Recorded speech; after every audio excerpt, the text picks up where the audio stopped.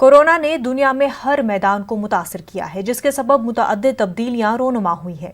یہی وجہ ہے کہ اس مرتبہ ماہ محرم میں عزاداری اور مجالس امام باڑوں کے ساتھ ساتھ گھر گھر میں اسی عقیدت کے ساتھ کی جا رہی ہے۔ علی گڑھ مسلم یونیورسٹی کے بیت الصلاح میں محرم کا چاند نظر آنے کے بعد سے مجالس کا سلسلہ جاری ہے، جہاں حکومت کی گائیڈ لائن کے مطابق 5 افراد شریک ہو کر مجلس کو سن رہے ہیں۔ اس لیے کہ اگر یہ دونوں قائم ہو گئے تو تمام ہم 5 لوگوں سے زیادہ یہاں گیدرنگ کہیں نہیں کر سکتے۔ اسی کے اکارڈنگ یہاں مجالسیں ہو رہی ہیں۔ پہلے دن سے چاند رات سے ہی یہاں عزا خانے سجا دیے گئے پورے علی گڑھ میں، اور اس کے ساتھ ساتھ یہاں یونیورسٹی کے اندر جو یہ بیت الصلاح ہے اس کے اندر بھی عزا خانہ ہے، اور یہ زری اور علامہ مبارک یہاں سجا ہوا ہے۔ اور یہاں مجلس کا ٹائم جو ہمارا 4 بجے کا ہے ہمیشہ سے رہا ہے۔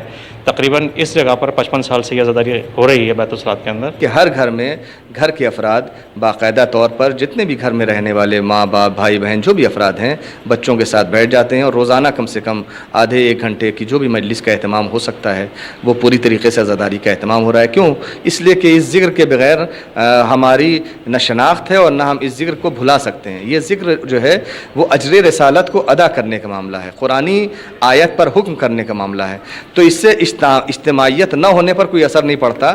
یہ ہر انسان کا ایک انفرادی عمل ہے جو کبھی انفرادی طور پر انجام دیا جاتا ہے اور کبھی اجتماعی طور پر انجام دیا جاتا ہے۔